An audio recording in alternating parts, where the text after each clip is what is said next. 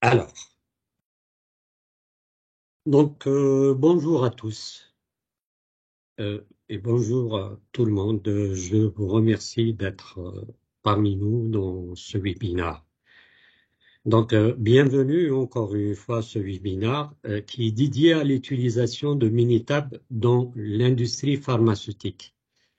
Je suis ravi de vous accueillir pendant une heure et on va discuter sur des problématiques qu'on peut traiter avec Minitab. Comme vous le savez, l'industrie pharmaceutique, elle repose sur des normes strictes de qualité et d'efficacité et aussi de sécurité.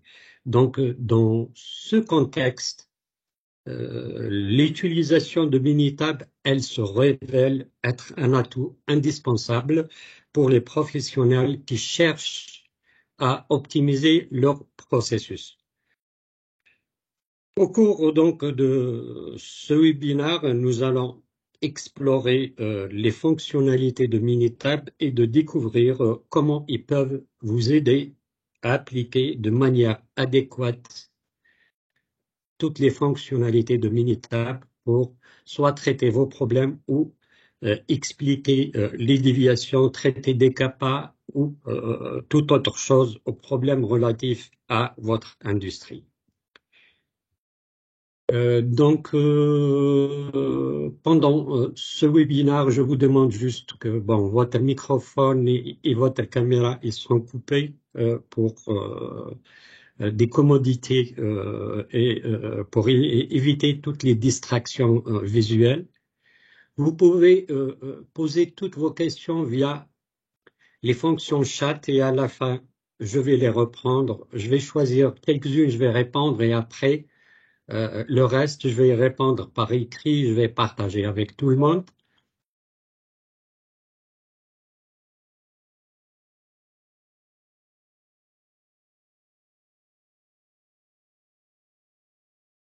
Et après l'équipe du webinaire, on va vous répondre. Et toutes les slides, les fichiers de données qui sont exposés, je vais les partager avec vous et via un mail où vous allez trouver le partage. Qu'est-ce qu'on va avoir dans ce webinaire? Donc, on va voir d'abord comment on caractérise un processus pour une étude statistique. C'est la première étape que malheureusement à chaque fois on néglige. Et après, comment vérifier l'intégrité et la fiabilité des données aussi, c'est un élément très important et il y a tout un framework qui a été publié par le FDA par rapport à l'intégrité des données. Et on va voir comment élaborer un profilage des données analytiques et aussi graphiques. Et on va passer comment vérifier est-ce que notre processus est maîtrisé et on va découvrir quelques-unes des cartes de contrôle qui sont au niveau Minitab. Après, une petite étude de capacité sur notre processus. Et après, je vais passer, ça, c'est chercher des solutions, notamment avec des plans d'expérience et les études de régression. Et on va terminer avec une analyse de stabilité. On va terminer par une conclusion. Est-ce que Minitab est validé par le FDA pour son utilisation dans les études statistiques ou pas?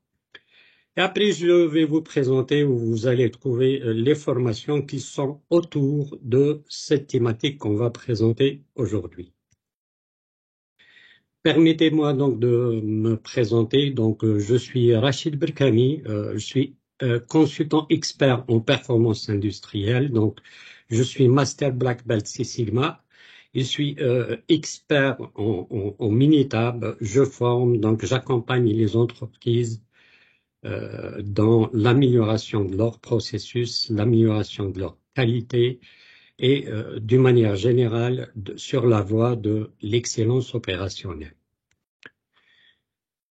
Avant tout, je voudrais attirer votre attention sur certains éléments très importants. Quel que soit le processus, elle est toujours représentée par ce qu'on appelle les matières premières ou les inputs, le processus qui est caractérisé par les paramètres critique du processus et ce que on va obtenir à la fin de notre processus, c'est l'attribut critique de la qualité. Malheureusement, beaucoup d'entreprises font beaucoup d'efforts ici pour vérifier est-ce que c'est bon ou mauvais, mais malheureusement, c'est déjà fait. Or que ça se passe ici et ici. C'est ce qu'on appelle les leading factors. Ceux-là, on les appelle les lagging factors. Donc, c'est très important de pouvoir évaluer cet élément et de surveiller, contrôler, maîtriser ce qui est avant que les choses se passent.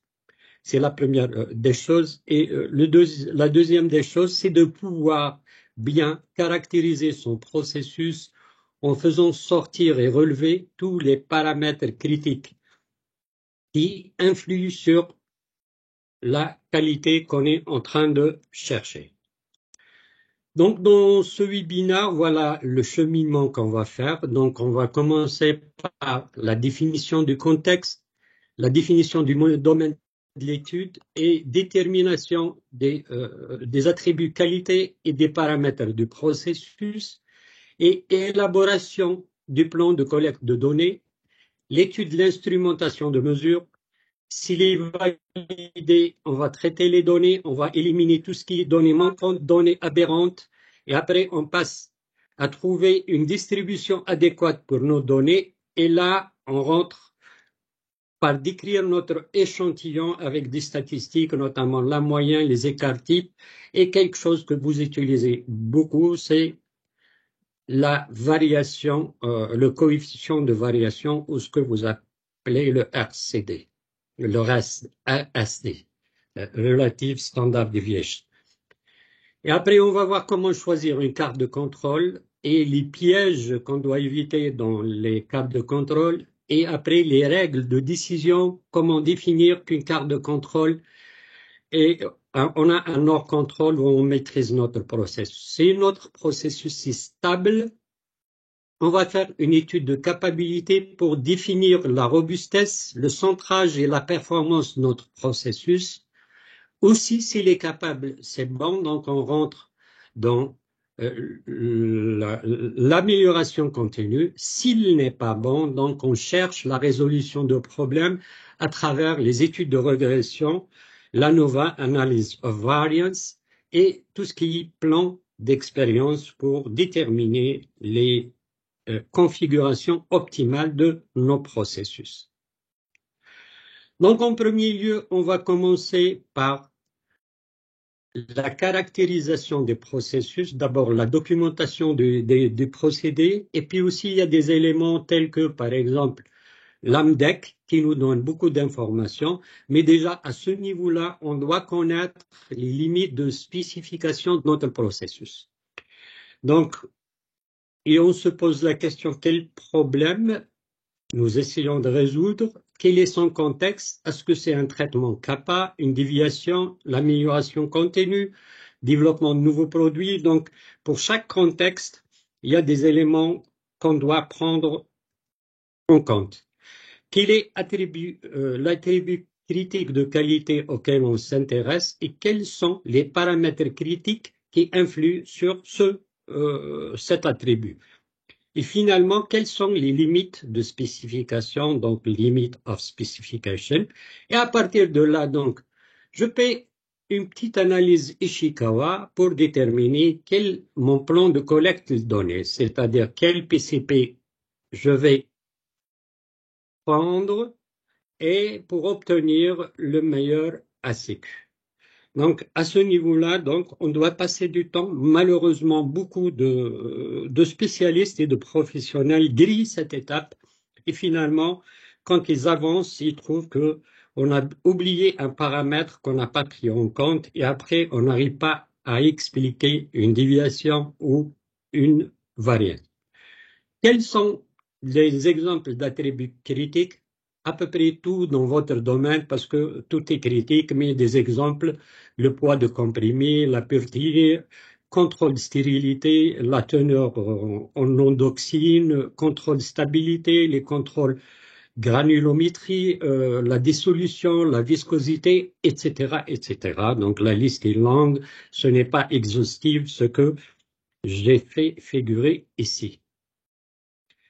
Donc, la première étape, une fois que j'ai collecté mes données, je vais m'intéresser, est-ce qu'ils sont réellement fiables et est-ce qu'ils sont vraiment intègres? Donc, au niveau du FDA, on a publié toutes les règles nécessaires pour l'intégrité des données. Donc, on parle qu'elles doivent être attribuables, lisibles, contemporaines, originales, exactes et disponibles et permanentes, complètes et cohérentes. Donc, tout ensemble de données dans votre domaine doit soumettre à ces attributs-là pour qu'il soit qualifié d'un ensemble de données intègres. Et l'un des éléments les plus importants par rapport à ça, c'est d'évaluer notre instrumentation de mesure. Vous savez, l'analyse statistique est basée sur la variabilité. Si la variabilité de votre instrument de mesure est plus grande que ce que produit votre processus, tous vos résultats ils sont biaisés. Donc, il faut faire attention par rapport à ça. Donc, dans Minitab, on a différents outils qui nous permettent de faire ça. Donc, on va vérifier que les équipements de mesure sont précis et que les opérateurs sont répétables et reproductibles. On a tout ce qui est analyse du système de mesure, notamment le biais statistique, et puis aussi la linéarité du système, l'étude de répétabilité et de reproductibilité qui nous permet de discrétiser la partie de variation due à l'instrumentation de mesure et celle qui est due au processus. L'analyse de concordance, c'est par exemple, vous évaluez d'une manière visuelle quelque chose, est-ce que les évaluateurs ils sont concordants entre eux? Et après, éventuellement, si notre instrumentation de mesure n'est pas capable de nous rendre compte de la variabilité du processus, on va faire un plan d'expérience pour l'analyse du système de mesure et l'améliorer.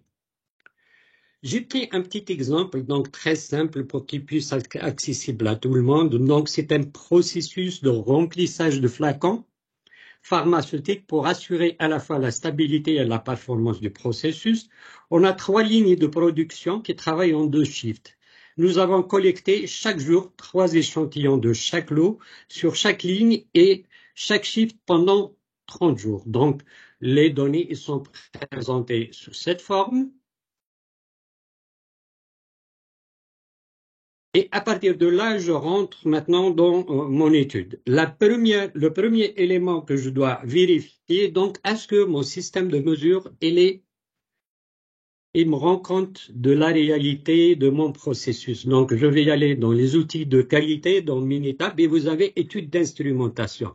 Donc, à ce niveau-là, vous avez plusieurs. Donc, soit je voudrais juste créer une feuille pour l'étude, soit je vais voir est-ce que les mesures, donc je vais créer une carte d'essai de l'instrumentation pour qu'il me rende compte est-ce qu'il y a une variabilité particulière ou des schémas particuliers de la variabilité.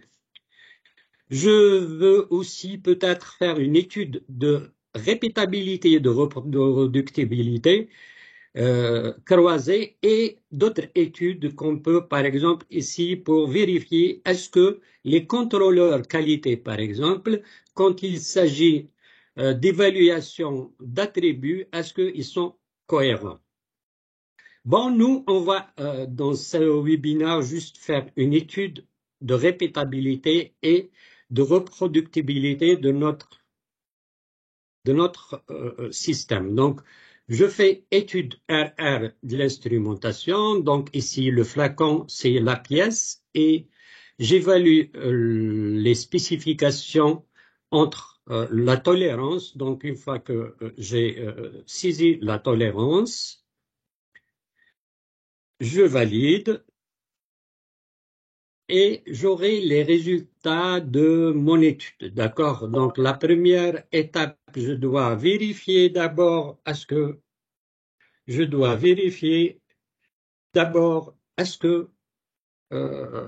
les composants, le flacon, l'opérateur et la répétabilité, ils sont assurés.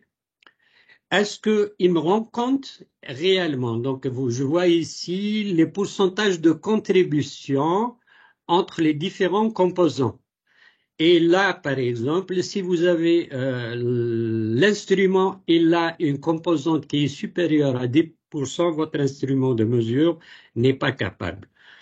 Après, bon, je descends, j'ai un ensemble de graphiques qui me permet d'évaluer graphiquement comment je pourrais évaluer mon instrumentation. Donc là, c'est tous les composants.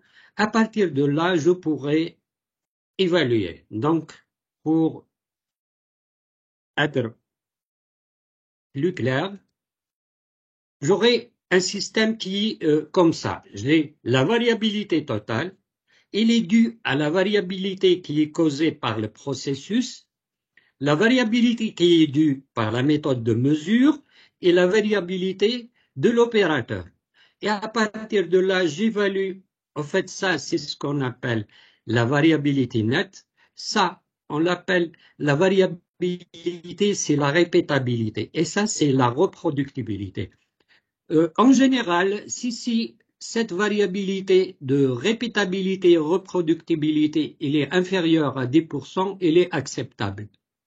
Entre 10 et 30%, elle est juste limite. Supérieure à 30%, notre système de variabilité ne peut pas nous rendre compte de cela.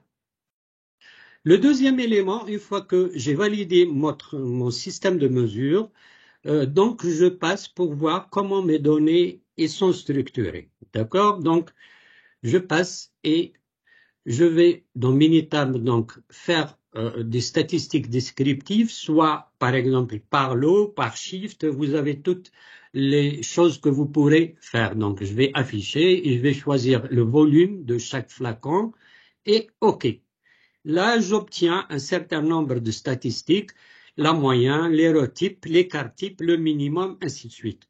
Mais ce qui m'intéresse ici, dans Minitab, vous avez une armada de caractéristiques statistiques que vous pouvez choisir. D'accord? Donc, ils sont ici. Par exemple, ici, l'érotype ne m'intéresse pas.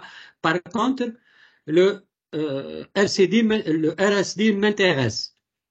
J'élimine tout ce que je veux pas et après, bon, j'obtiens et après, donc, j'aurai mes données, la moyenne, le coefficient de variation ou ce que vous appelez le RSD et je peux aussi le faire par lot, si vous voulez. Rien ne m'empêche, par exemple, de faire par lot et de lui demander même de me stocker des données. Voilà. Et vous pouvez aussi, il y a d'autres options. Qu'est-ce que vous voulez stocker comme données une fois que vous avez fait ça? Donc, c'est une étape importante qui me permet de connaître un petit peu la moyenne de mon processus, ce coefficient de variation, ainsi de suite. Donc, ici, maintenant, j'ai obtenu les écarts-types et les coefficients de variation pour chaque lot. Là, je peux revenir et, par exemple, tracer une série chronologique pour vérifier comment le coefficient de variation ou le RSD évolue. D'accord? Donc ici, je l'ai fait pour chaque chaîne, pour chaque ligne de production et pour chaque shift. D'accord? Et après, je peux encore faire mieux, si vous voulez. Je peux venir et voir, par exemple, changer et voir maintenant la totalité ensemble. D'accord? Là, par exemple, je vois quelques points qui sortent d'ici. Minitab, il a quelques techniques pour traiter ce qu'on appelle les points aberrants. Donc, je viens ici et je crée, par exemple, ici ma référence. Je vais créer une ligne de référence qui est 5%. Donc, tous les coefficients de variation qui sont supérieurs à 5%, je vais les discrétiser. D'accord? Donc, je crée une ligne de référence, j'écris 5%. Et à partir de là, Voilà ma ligne de référence. Maintenant, je peux balayer tous ces points-là, d'accord? Je peux les balayer de façon, par exemple, je peux les exclure ou je peux faire des investigations sur ces points-là. Pourquoi ils dépassent les 5%? Voilà, donc, désolé, j'ai raté le balayage. Voilà, donc je les ai balayés. Et comme vous voyez, maintenant je vois tous mes points. Je peux les scruter un à un, voir les PCP, quel PCP qui cause ça, ainsi de suite. D'accord? Mais après, on va revenir et on va voir qu'on peut les traiter encore mieux, c'est-à-dire on voit comment on traite les points aberrants. Deuxième élément qui est très très important, c'est comment obtenir la taille de l'échantillon. Vous savez toujours cette question, on pose, quelle est la taille de l'échantillon la plus adéquate? En fait, je vais vous dire, il n'y a pas de taille d'échantillon la plus adéquate. Ça dépend de la sensibilité que vous cherchez. Bien sûr, c'est clair. Autant que votre échantillon est grand, autant que vous aurez des éléments très importants. Là, par exemple, donc on va faire évaluer, par exemple, quelle est la taille adéquate de notre échantillon. Donc, je vais voir, je vais y aller à statistiques et après, vous avez la puissance de l'effectif de l'échantillon. Je vais choisir effectif de l'échantillon. Ici, le paramètre que je voudrais évaluer, c'est la moyenne. Donc, l'écart type, donc je l'ai ici, on l'a calculé, voilà. Donc, j'injecte mon écart type et je vais lui demander maintenant quelle est la plus petite quantité que je vais identifier. Dans votre jargon pharmaceutique, vous appelez ça le LOD, limite de détection, c'est-à-dire quelle limite de détection je vais détecter. À partir de là, donc, j'aurai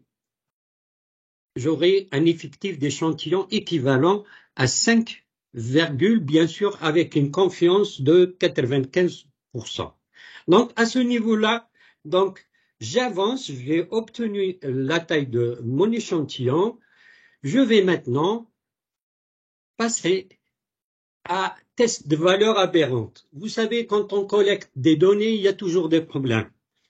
Des fois, on reporte mal des données, des fois, on se trompe de la position de virgule, des fois, donc Minitab, il peut vous tester, donc il a un test de valeur aberrante. S'il voit qu'une valeur, c'est-à-dire, vous savez, on parle de limite de prédiction. Donc, si on ne peut pas prédire cette valeur, donc il la déclare comme une valeur aberrante. Bien sûr, maintenant, c'est à vous d'investir. Est-ce que c'est réellement une erreur de reporting ou c'est juste une vraie valeur? C'est votre système qui a fait ça. Alors, donc je commence, je vais y aller dans Stat et tout à fait en bas dans la liste j'ai test de valeur aberrante. Donc je lui dis sur les volumes, en millilitres, cherchez-moi quelles sont les valeurs aberrantes. Par shift, par exemple, et comme vous pouvez le faire. Donc, il y a différents tests. Bon, je ne vais pas rentrer dans les tests statistiques. Justement, l'objectif de Minitab, c'est de cacher cette comment dirais-je, complexité des statistiques pour les non-statisticiens, des gens qui sont dans la production, qui n'ont pas des notions approfondies de la statistique. Donc, juste, vous sauriez comment utiliser le test et comment interpréter les résultats. OK. À partir de là, donc, il me fait sortir 2 points. Donc, le point, et là, il me trace un graphe. Donc, j'ai le premier point qui est ici et le deuxième point qui est ici. Donc, ce sont 2 points qu'on a qui sont vraiment un problème. Donc, je peux les balayer, je balaye le point, donc c'est 297 millilitres. C'est clair, ici, il y a une erreur. Au lieu de 29,7, on a oublié. Et le deuxième point aussi, c'est 2,8. Donc là aussi, on a oublié de la virgule, on l'a mis bien avant, donc il devrait être après le 8. Donc, mais vous pouvez avoir un nombre infini de valeurs de type aberrante qu'on peut corriger. D'accord? Dans Minitab, il ne vous supprime pas les valeurs aberrantes, mais qu'est-ce qu'il fait? Vous pouvez les exclure ou les corriger quand vous voulez, mais vous pouvez les garder dans vos données, dans vos fichiers de données. Donc, toujours dans test valeur aberrante, pardon, je veux dire comment maintenant exclure ou inclure les valeurs aberrantes. Une fois que j'ai trouvé des valeurs qui ne sont pas cohérentes avec l'ensemble de données, par exemple ici, des flacons de 30 millilitres, je trouve une valeur de 289, une autre valeur de 2,8. Donc, ils ne sont pas du tout cohérentes. Donc là, je vais voir comment on traite ces valeurs-là. Je vais y aller créer, par exemple. Vous avez plusieurs graphes qui font ça. Donc, OK, je vais créer juste des graphes chronologiques. Donc, des points selon la chronologie. Et comme vous voyez, voilà les deux points qui reviennent. D'accord? Donc, maintenant, je vais les traiter. Je vais essayer de les balayer. D'accord? Je vais les balayer. Et je vais demander à Minitab de les exclure momentanément dans mon analyse. Peut-être j'ai pas le temps de les traiter, de vérifier que réellement c'est des problèmes d'erreur de virgule, d'accord? Et après, une fois que je les ai exclus, maintenant je vais redessiner et vous allez voir que maintenant, donc ici, spécifier les lignes à exclure ou spécifier les lignes.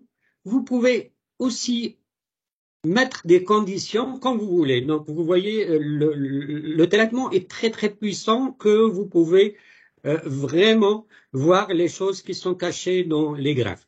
Donc, ici, nous, on voudrait exclure les deux lignes qu'on a parce que on croit que c'est des points aberrants. OK. OK.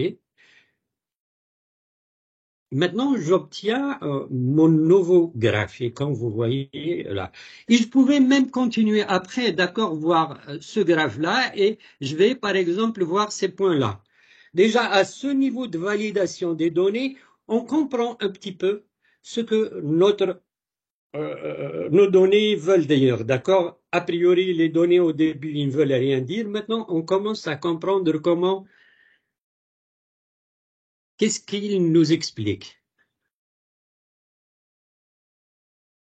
Et l'un des éléments aussi dans ce début d'une étude statistique dans votre domaine, c'est la visualisation des données. Là aussi, Minitab est très très puissant dans la visualisation des données. Donc, je vais y aller, par exemple, tracer les histogrammes pour chaque shift et pour chaque ligne de production ou de pesage. Donc, je demande à Minitab de répartir ces trois graphes sur le shift et la ligne de production.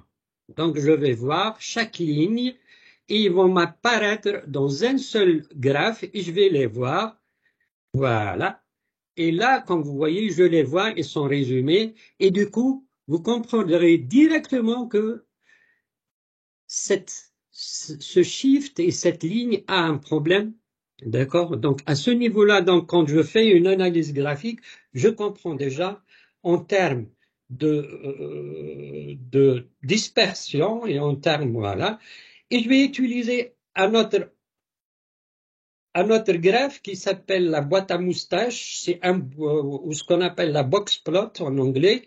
C'est un graphe très, très utile dans les analyses statistiques. Il nous donne beaucoup d'informations. Entre autres, comme vous voyez ici, il me montre même les données qui sont aberrantes. Je vais aussi voir l'évolution chronologique sur toujours le même idée, en les développant pour chaque ligne et chaque shift pour voir les choses, comment ils se passent. Donc, pour chaque ligne et chaque shift, je vais faire ça. Donc, je verrai les évolutions. Et là, à ce niveau, vous savez, vous pouvez maintenant colorer chaque shift avec une couleur, etc. Donc, c'est très, très facile à faire ça. Donc, c'est des choses que vous pouvez voir déjà dans Excel, dans d'autres logiciels. Mais à ce niveau-là, automatiquement, dans Minitab, il vous permet de distinguer les courbes qui sont projetées, que ce soit sur comment dirais-je, sur des groupes de répartition. Ici, par exemple, le shift et la ligne de production. Ici, par exemple, je vais mettre, voilà, faites-moi pour chaque ligne une couleur différente pour que je comprenne. OK. Là, il me fait les lignes, je peux comparer, donc on peut voir tous les éléments qu'on pourrait voir. Et après, on peut y aller loin. Je vais faire rapidement pour les boîtes à moustaches et pour voilà. Et après, si vous voulez, je pourrais mettre tous ces graphes-là dans une seule vue qui va me permettre de voir les choses, comment ils sont faits. Bon, j'attends juste, voilà, je termine ça et après vous allez voir, on peut utiliser l'outil de présentation dans Minitab pour synthétiser plusieurs graphes en même temps de façon à les comparer, à voir, vous savez, les trois graphes, l'histogramme et la boîte à moustache et puis l'évolution chronologique. Chacune d'eux me donne des informations très, très, voilà. Là, maintenant, je veux visualiser mes données dans l'outil de présentation des données. Donc, je vais présenter. Après, je voudrais les présenter sur 3 lignes en même temps. D'accord? Et donc, je vais créer 3 colonnes. Et voilà, mes données, maintenant, elles sont présentées. Vous pouvez voir là toutes les choses, toutes les détails de vos données, vous pouvez les voir et extraire les informations nécessaires pour analyser votre processus.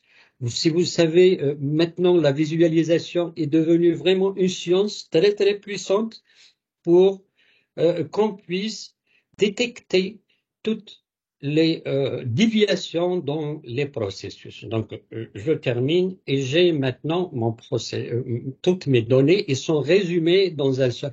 Et je peux ajouter à d'autres graphes, etc. Donc, rien ne m'empêche. Donc, à ce niveau-là aussi, je peux déjà extraire quelques informations sur les dispersions, sur les points aberrants relatifs à chaque shift et à chaque voilà, pour des tendances chronologiques, par exemple, je vais analyser ça, c'est dû à quoi, ce pic-là en bas, ainsi de suite. Donc, à ce niveau-là, maintenant, j'ai caractérisé et profilé mes données. Et après, il y a un élément très, très important. Vous savez, l'un des faits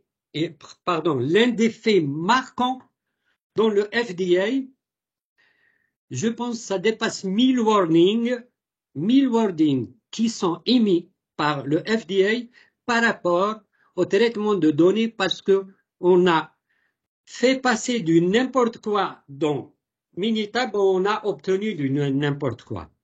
Tout simplement, on ne s'est pas fixé quelle distribution de données qu'on va utiliser. Les gens ont l'habitude directement de croire que toutes les données sont normales. Donc, je dois d'abord vérifier à quelle distribution qui peut caractériser mes données avant de faire une analyse, que ce soit de stabilité de mon processus ou de analyse de capacité et de performance de mon processus. Donc, dans Minitab, vous avez plusieurs façons de le faire. D'accord? La façon la plus facile, c'est au niveau du graphique, d'accord? Au niveau du graphique ou test normalité directement, donc statistique.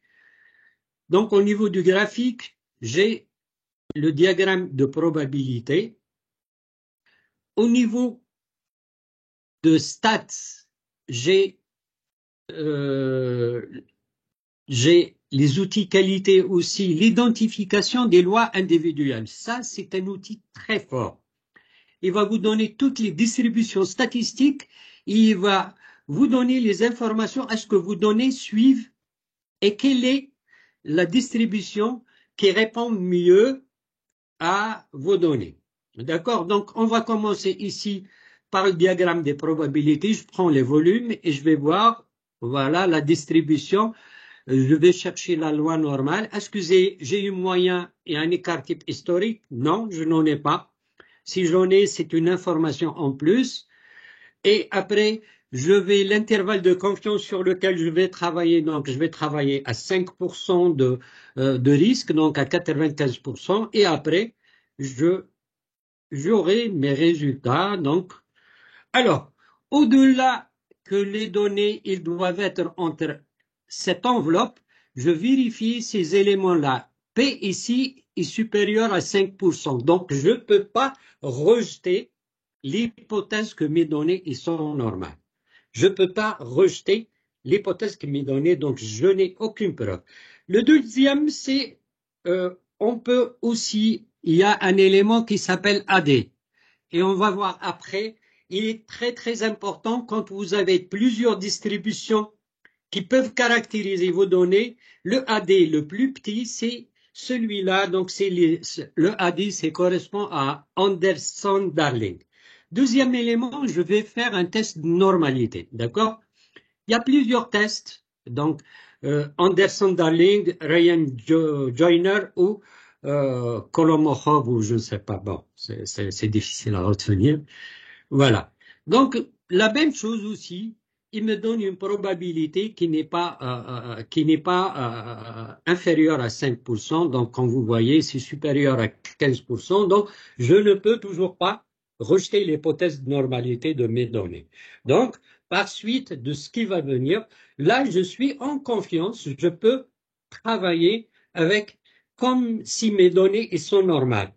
C'est que malheureusement, j'ai vu des analyses de capacité qui sont faites en se basant sur la normalité. Le troisième outil de Minitab, celui-là, il va m'identifier tout simplement quelle loi qui répond mieux. Donc, il va me tracer tous les graphes des distributions qu'on a en statistique qui sont utilisés en industrie. Pardon.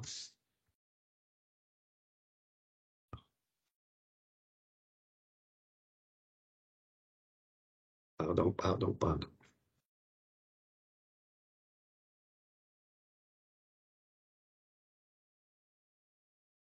Bon, vous attendez un petit peu qu'on revient à... Donc, comme je disais que là, le dernier test, c'est le test le plus puissant. Il me donne toutes les fonctions que je peux utiliser pour pouvoir réaliser la distribution qui répond le plus à mon besoin.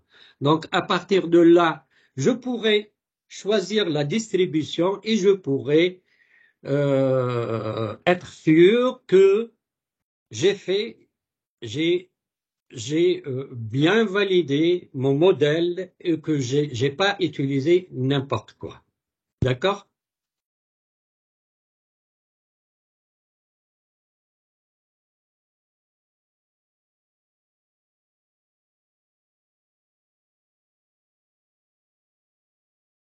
Vous attendez juste un petit peu et si vous voulez, après, on revient.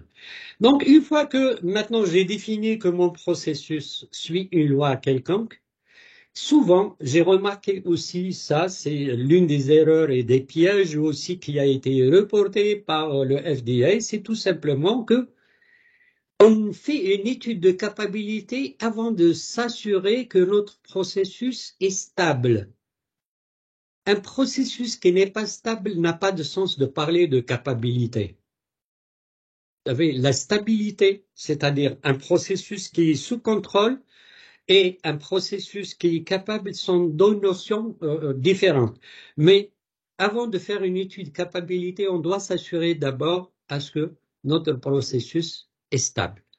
Dans la stabilité, il y a deux éléments à considérer. Est-ce qu'il n'y a pas de point en dehors des limites de contrôle? Est-ce qu'il n'y a pas de schéma de variation particulier et spécial? L'un des éléments les plus importants, c'est de mettre en place, c'est-à-dire c'est quelque chose qu'on a hérité de Six Sigma, donc de mettre en place un plan de contrôle pour un processus. Vous savez, un processus, il est toujours constitué de facteurs ou de PCP et puis aussi de facteurs qui ne sont pas incontrôlables. Donc, j'ai les PCP et j'obtiens la sécurité et j'ai mon plan de contrôle. Donc, un plan de contrôle, quels sont les PCP à contrôler pour obtenir quel Y ou quel ACQ et après quelle méthode que je vais utiliser. J'ai un ensemble de méthodes ici, notamment les cartes de contrôle. Et si je suis maintenant en dehors des limites de contrôle, quel est le plan de réponse que je dois mettre en place? Et après, il y a les limites de spécification. Il y a un problème.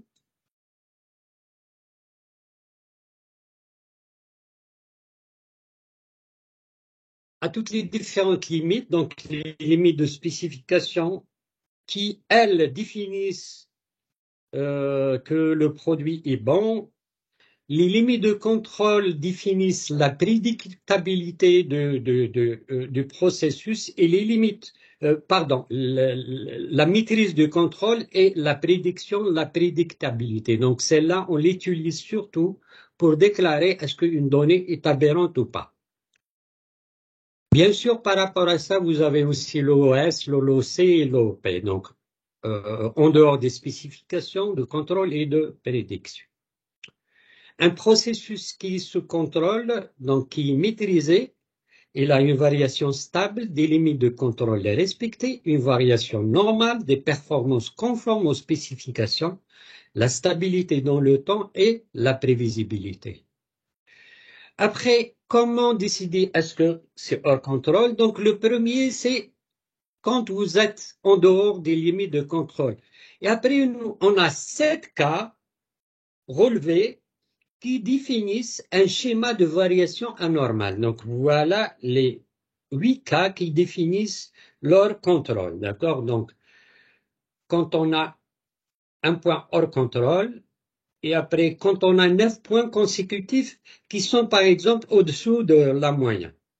Quand vous avez une tendance à la hausse, donc 6 points, ainsi de suite. Donc bon, je vous laisse après voir ça, tous ces limites-là. Donc dans Minitab, vous pouvez activer ça. Donc dans la case les essais, vous pouvez activer ça. D'accord? Donc dans notre processus d'une étude de statistique, c'est d'utiliser donc la limite de spécification à ce niveau au début de l'étude et après la limite de détection et de qualification au niveau de l'instrumentation et après la limite de prédiction pour éliminer tous les points aberrants et après la limite de contrôle, les limites de contrôle pour qualifier est-ce que votre processus est sous ou hors contrôle. Maintenant, essayons de voir l'une des cartes de contrôle dans Minitab.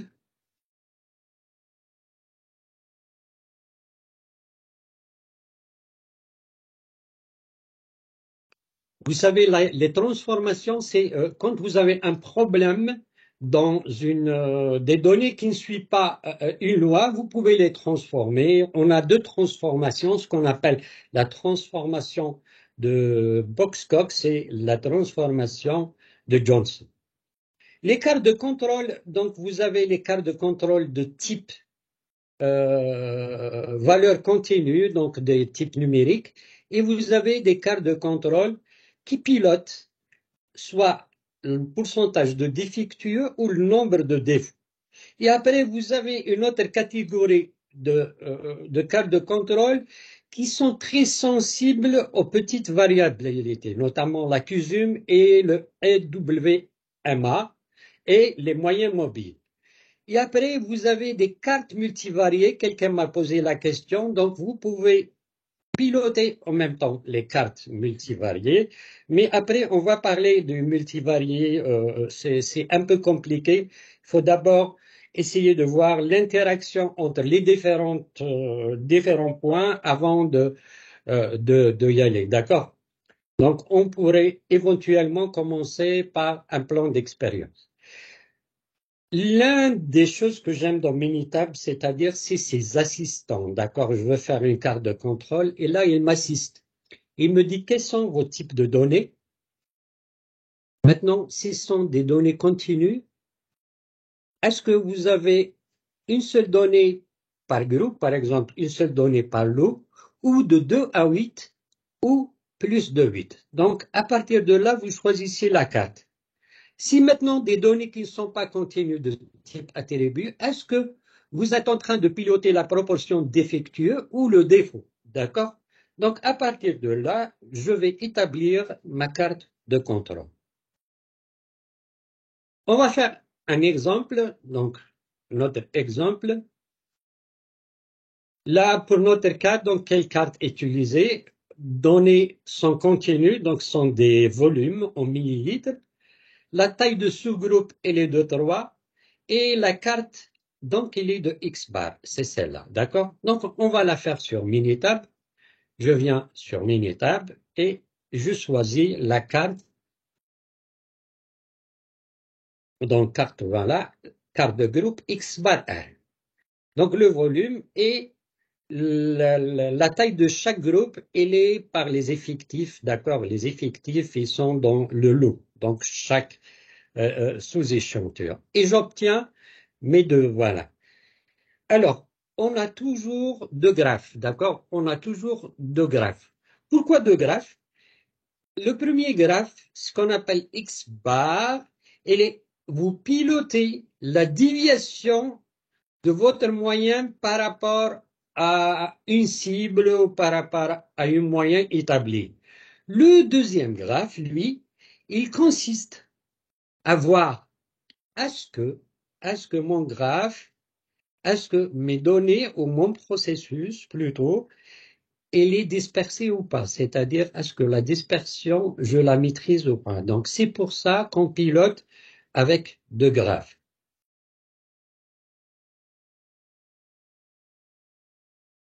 L'un des éléments aussi qu'on peut utiliser dans Minitab, si maintenant je voudrais activer les tests dont on a parlé avant, je peux sélectionner les 8 tests. Ici, on a à l'origine un seul test.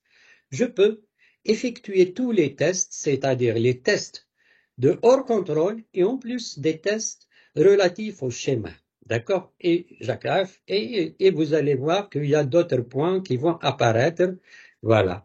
Donc, il y a ici des points qui sont apparus. Ces deux points-là, avant, ils n'étaient pas là. D'accord? L'un des éléments aussi que vous pouvez utiliser vraiment dans Minitab, c'est la même chose. Hein. On peut faire aussi une carte de contrôle à travers l'assistant, donc X bar R.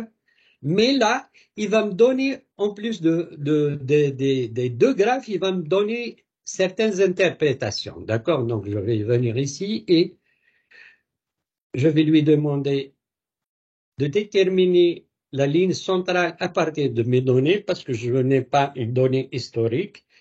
Et si vous omettez un sous-groupe, il est exclu du calcul des deux cartes. Je voudrais, par exemple, maintenant, tous les groupes qui sont hors contrôle, il va les exclure dans le calcul de façon à ce que j'aurai vraiment des limites de contrôle très serrées par rapport aux données qui ne sont pas hors contrôle. OK. Et là, vous obtenez, il vous fait une analyse, donc une analyse complète qui peut vous aider à détecter toutes les anomalies dans votre processus, c'est la stabilité de votre processus. Là, par exemple, il me dit il y a 3,3% qui sont hors contrôle et donc la moyenne procédée peut ne pas être stable. 3,3% de sous-groupes sont hors contrôle, ainsi de suite. Donc, il va vous donner toutes les informations et schématiser. Et il va vous donner aussi un raisonnement par rapport à la quantité de données que vous avez analysées, les tests qui n'ont pas passé, ainsi de suite. Donc, c'est très, très intéressant. Les assistants de Minitab, ils nous donnent des informations pour pouvoir rapidement aussi, supposons que maintenant, une fois que j'ai terminé, j'ai tracé ma carte de contrôle. J'ai amélioré après mon processus. Je voudrais garder l'ancienne configuration et ajouter la nouvelle configuration. Donc, ici jusqu'au 30e jour. Donc, maintenant, j'ai ajouté d'autres données après amélioration. Donc, je voudrais retracer ma carte de contrôle pour voir qu'est-ce qui se passe. Là, c'est-à-dire, Minitab vous permet d'ajouter une deuxième étape. D'accord? Je vais y aller. Toujours carte contrôle, la même carte que j'ai utilisée avant. Et là, je vais lui demander d'ajouter une étape. D'accord? Je vais lui dire, à partir du 30e jour, on a fait une modification, il faut la faire sortir pour voir est-ce que réellement il y a une modification.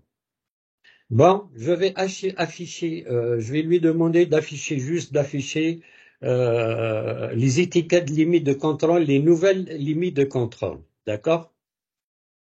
Voilà. OK. Et comme vous voyez maintenant, j'ai une nouvelle étape qui sort de celle-là. Voilà mon ancien carte, voilà, et j'obtiens ça. Donc, c'est très important de garder historiquement et de modifier. Vous pouvez bien sûr la commenter après modification, ainsi de suite. Voilà. Vous savez, il y a beaucoup de mauvais exemples où la méthode utilisée des cartes de contrôle n'est pas bien. Donc, on a plutôt des hors contrôles qui sont dus à la méthode que au processus. Je voudrais attirer votre attention aussi. Il y a d'autres cartes qui sont très très sensibles. Vous savez, les cartes de contrôle normales X bar R, X bar S ou IMR, ils ne détectent pas des variations qui ne dépassent pas 1,5 écart type. Ce type de cartes, ils sont très sensibles aux variations. D'accord. Je passe à l'analyse de capacité. Aussi, il faut suivre un certain nombre d'étapes. La première étape, est-ce que si votre processus n'est pas maîtrisé, ça n'a aucun sens de faire une étude de capacité. Le deuxième, c'est exactement de savoir quelle distribution suivent vos données. Et le troisième, c'est ce qu'on appelle la notion de sous-groupe rationnel.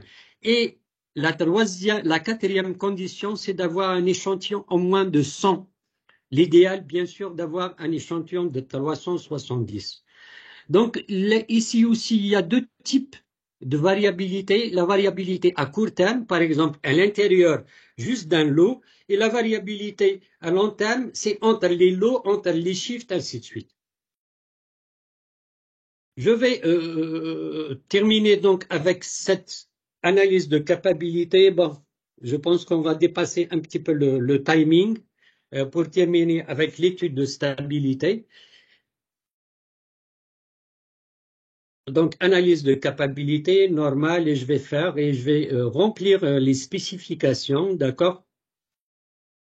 Et après, si j'ai par exemple un objectif ou une cible, ainsi de suite, donc si je veux afficher les stabilités en termes de capacité ou en termes de Z-score, comme on dit dans Six Sigma, d'accord? Et là, j'obtiens ma capacité, d'accord? Et comme vous voyez, ce processus, il est pauvre, donc il n'est pas performant, il n'est pas capable. Le CPK, il est de 0,51 et le PPK, il est, voilà, pour voir les données d'une manière claire. Donc voilà ce que j'obtiens. Donc le rapport de capacité du procédure. Or, donc ce processus, il a 7,19%. Au fait, les capacités, ils sont liés directement, voilà. Et après, vous avez d'autres types d'analyse de capacité. l'analyse de capacité de type, par exemple, défectueux, l'analyse de type, par exemple, défaut. Supposons que, par exemple, vous êtes en train de piloter la durée moyenne de traitement d'un lot pour le libérer, le nombre de réserves par lot pour le libérer, ainsi de suite. Donc, vous pouvez utiliser ce qu'on appelle l'analyse de capacité de Poisson. D'accord? Il faut toujours donc démontrer, vous pouvez utiliser aussi une fonctionnalité dans Minitab qui s'appelle analyse de capacité 6-pack. Au fait, vous avez vu les conditions qu'on a posées, les 4, il vous les fait d'un seul coup. Donc, ici, il évalue la capacité, il évalue la normalité et à partir de là, il vous évalue la capacité. On va terminer par analyse de stabilité très rapidement, donc dans Minitab. Donc, ça retrouve dans le menu statistique après régression. Là, si vous voulez créer un fichier pour une analyse de stabilité, vous lui donnez les informations nécessaires et vous créez automatiquement un fichier. La deuxième, maintenant, si vous voulez, on peut faire une analyse de stabilité.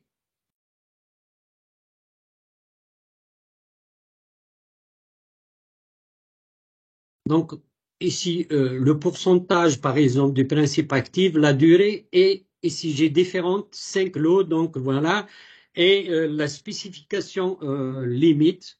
Et après, vous avez un certain nombre par rapport au niveau de confiance, le alpha pour le groupement des lots tel que préconisé par l'ICH, il est 0,25, et le alpha à l'intérieur, il est de 5%. D'accord? Donc, le premier élément qu'on va voir ici, c'est le P. Le P, c'est un indicateur. Est-ce que, par exemple, le temps est réellement, voilà, et aussi le R là, il est très important. À quel niveau, c'est un pourcentage qui nous dit à quel niveau la détérioration à travers le temps, il est significatif. Et après, on analyse lot par lot et à la fin, on va analyser tous les lots ensemble et les droites en pointillé, ils sont des limites de confiance, d'accord? Et comme vous voyez, les limites de confiance là, ils nous permettent, c'est-à-dire d'être sûrs que nous obtenons. Et on termine par ce qu'on appelle l'analyse des résidus que vous voyez maintenant pour voir est-ce que le modèle qu'on a suivi, il est cohérent ou pas. On peut voir le deuxième, là, on a utilisé l'eau fixe, maintenant on va utiliser le lot aléatoire. Donc l'eau aléatoire, vous n'aurez qu'un seul graphe parce qu'il va pouler toutes vos données, il va les pouler en un seul, voilà. Donc, c'est presque la même chose. Il va nous faire aussi une étude. Donc, nous voyons nos données et aussi ici l'analyse des résidus pour valider notre modèle. Voilà, je passe à quelque chose de très important, une question que chaque fois que j'ai un projet d'accompagnement ou une formation dans le domaine pharmaceutique, on me pose la question. Est-ce que le logiciel Minitab a été validé par le FDA pour la fabrication ou la conception d'appareils et de produits pharmaceutiques? Bon, la validation des logiciels dans l'industrie pharmaceutique est un aspect critique. Le logiciel Minitab n'est pas et ne peut pas être validé par le FDA. Et aussi, au fait, aucun logiciel ne peut être validé par le FDA, tout simplement. Quand on parle de validation, on parle de l'utilisation prévue. De l'utilisation prévue, c'est-à-dire si je dois faire une analyse de capacité, je dois le valider par l'analyse de capacité. D'abord, par l'approche méthodique, c'est la méthode, le protocole, il est validé, et puis aussi, est-ce que j'utilise les bonnes informations pour faire sortir les bons résultats et j'interprète aussi les bons résultats. Je vais vous laisser cette présentation et vous allez trouver Sur cette image, il y a un lien, d'accord, qui va vous mener vers une page de Minitab qui va vous demander, vous pouvez télécharger un kit de validation dans le domaine pharmaceutique. Et cet excellent article qui parle de validation aussi dans le domaine, voilà. Donc, ils sont deux liens que vous pouvez utiliser. Bon, il y a un certain nombre de formations. Au fait, soit moi personnellement, j'interviens sur Minitab ou GMP. Les deux, je suis à l'aise sur les deux logiciels. Donc, il y a un cycle certifiant de l'analyse des données en pharmacie, un cycle de maîtrise des processus et analyse statistique dans l'industrie, l'analyse de stabilité, l'intégrité des données pharmaceutiques et analyse des capacités des processus, résolution de problèmes et traitement des CAPA avec les statistiques, maîtrise statistique des processus et production, optimisation des processus, plan d'expérience et études de régression, analyse des données et systèmes de mesure dans les laboratoires pharmaceutiques, maîtriser Six Sigma dans l'industrie pharmaceutique, donc avec aussi certification, et l'analyse statistique dans l'industrie pharmaceutique avec Minita. Les mêmes formations, je les dispense, si vous voulez, avec le logiciel GMP. Voilà. Donc, je vais voir un petit peu vos questions, si je dois répondre directement, et je vais essayer de répondre dans la limite du temps imparti. Merci pour votre attention. Une analyse multivariée, comment la CP, est-ce que ce programme permet aisément la spécification des poids des variables et est-ce quel que soit leur nombre? Bon, à mon avis, hein, donc Minitab il fait une analyse statistique multivariable. Après, moi, ce que je fais quand j'ai ce genre de problème, j'utilise les plans d'expérience pour définir tout d'abord justement les poids de chaque variable. Vous savez, les plans d'expérience vous permettent d'évaluer comment les différents PCP ils sont liés, quel est leur effet principal, même les interactions, parce que quand on parle de multivariés, tout le problème, c'est les interactions entre plusieurs variables.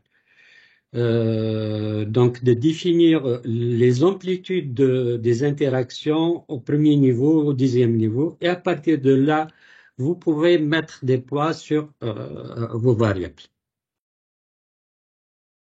Après, bon, vous savez, il y a des, si vous voulez, je peux échanger avec vous en dehors de ça, sur ça de manière très.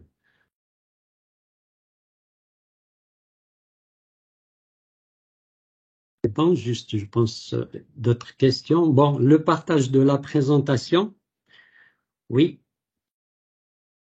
Je pense que maîtriser les outils Minitab, le meilleur moyen est d'être coaché dans le cadre d'un projet. Ben, je pense que vous savez, c'est comme n'importe quel outil.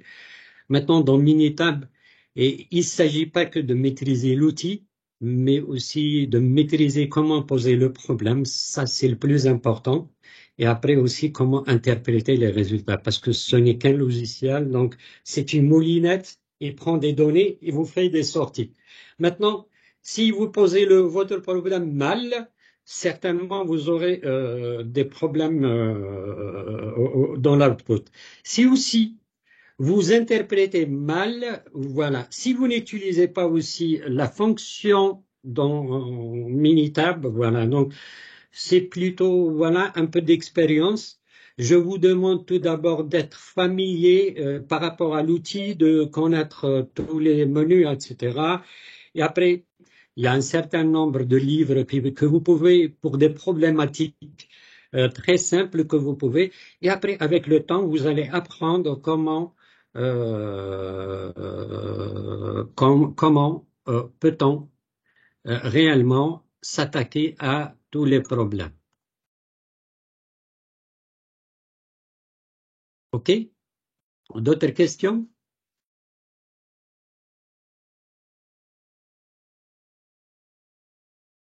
Il n'y a que deux, trois questions? Alors, bonsoir, comment évaluer les erreurs résiduelles des droites de régression? Comment évaluer les erreurs résiduelles des droites de régression? Vous voulez les équations ou dans Minitab? En fait, les valeurs résiduelles, c'est tout simplement c'est les valeurs observées moins les valeurs qu'on a approchées, d'accord, avec le modèle que nous approche Minitab. Ce n'est pas le problème comment l'évaluer, c'est comment interpréter vraiment les valeurs résiduelles. C'est-à-dire, normalement, si l'erreur il est aléatoire, donc votre modèle est bien. C'est-à-dire, s'il n'est pas aléatoire, c'est que votre modèle n'interprète pas vraiment le problème que vous étudiez. Le deuxième élément, est-ce qu'il n'y a pas une relation de tendance, etc., avec avec vos résiduels? C'est pour ça que maintenant, tous les logiciels, que ce soit GMP, SAS ou même dans R et notamment Minitab, on utilise 4 graphes. Le premier graphe, on utilise un histogramme pour vérifier à peu près est-ce qu'ils sont la normalité. Le deuxième élément, c'est d'évaluer les écarts de type, parce qu'ils sont plutôt les erreurs résiduelles, est-ce qu'ils sont centrés sur zéro. Le troisième élément, c'est de faire une carte de contrôle pour vérifier est-ce que les erreurs résiduelles ne sont pas hors contrôle. Donc, une fois qu'on les a